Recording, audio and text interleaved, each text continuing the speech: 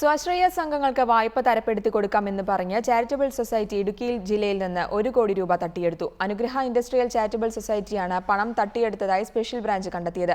സംഭവത്തിൽ കൊലക്കേസ് പ്രതി ഉൾപ്പെടെ 2 വനിതകൾക്കെതിരെ നെടുങ്കണ്ടം പോലീസ് കേസെടുത്തു.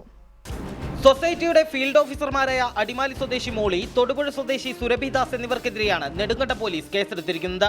2012-ൽ ഭർത്താവിനെ കൊലപ്പെടുത്തിയ കേസിൽ പോലീസ് അറസ്റ്റ് ചെയ്ത മോളി ജാമ്യത്തിലിറങ്ങിയ ശേഷമാണ് തട്ടിപ്പിന് കളമൊരുക്കിയത്. ഒരു മന്ത്രിക്ക് SMS അയച്ച വിവാദവുമായി ബന്ധപ്പെട്ട് ആരോപണം ഉന്നയിച്ചയാളാണ് സുരഭിദാസ്. 9 പേരടങ്ങുന്ന സംഘമാണ് അടിമാലി കേന്ദ്രീകരിച്ച് അനുഗ്രഹ ഇൻഡസ്ട്രിയൽ ചാരിറ്റബിൾ സൊസൈറ്റി രൂപീകരിച്ചത്. ഓരോ സ്വാശ്രയ സംഘത്തിനും 50,000 രൂപ വായ്പ തരപ്പെടുത്തി കൊടുക്കാമെന്ന് പറഞ്ഞ് സൊസൈറ്റിയിൽ അംഗത്വം നൽകി പണപ്പിരിവ് നടത്തുകയായിരുന്നു ഇവരുടെ രീതി. 1 ലക്ഷം രൂപയ്ക്ക് 1 വർഷത്തേക്ക് 2,000 രൂപ മാത്രമേ പലിശ വരികയുള്ളൂ എന്നും ഇവർ വിശ്വസിപ്പിച്ചിരുന്നു.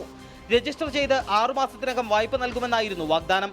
350 രൂപ രജിസ്ട്രേഷൻ ഫീസായും 1,800 രൂപ നിക്ഷേപ ഇനത്തിലും ഓരോരുത്തരിൽ നിന്നും ഇവർ ഈടാക്കിയിരുന്നു. നിക്ഷേപ തുക 3 വർഷം കഴിയുമ്പോൾ തിരികെ നൽകാമെന്നായിരുന്നു നിബന്ധന.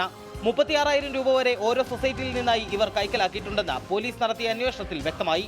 അടിമാലി, രാജാക്കാട്, സേനാപതി, നെടുങ്കണ്ടം, ഉപ്പുതറ, കമ്പംമെട്ട്, വണ്ടൻമേട്, ഏലപ്പാറ, പീരുമേട്, കരുണാപുരം എന്നിവിടങ്ങളിലുള്ളവരാണ് ഇവരുടെ തട്ടിപ്പിന് ഇരയായവരിൽ ഏറെയും. അടിമാലിയിലെ ഇവരുടെ ബാങ്ക് അക്കൗണ്ടിൽ നിന്ന് അടുത്തിടെ വ്യാപകമായി പണം പിൻവലിച്ചതായും പോലീസ് കണ്ടെത്തിയിട്ടുണ്ട്.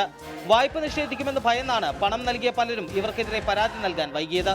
അതേസമയം ഇടുക്കി ജില്ലയിൽ ഒരാൾക്ക് പോലും ഇവർ വായ്പ തരപ്പെടുത്തി കൊടുത്തിട്ടുമില്ല. ഇവരുടെ വാഗ്ദാനത്തിൽ മയങ്ങി തട്ടിപ്പിന് ഇരയായവരിൽ ഏറെയും കൂലിപ്പണിക്കാരും കർഷകരുമാണ്. സ്പെഷ്യൽ ബ്രാഞ്ച് ഡിവൈഎസ്പി VN സജിയുടെ റിപ്പോർട്ടിനെ തുടർന്നാണ് പോലീസ് കേസന്വേഷണം ആരംഭിച്ചത്. പ്രാഥമിക അന്വേഷണത്തിൽ 40 ലക്ഷം രൂപയുടെ തട്ടിപ്പ് കണ്ടെത്തിയിട്ടുണ്ട്.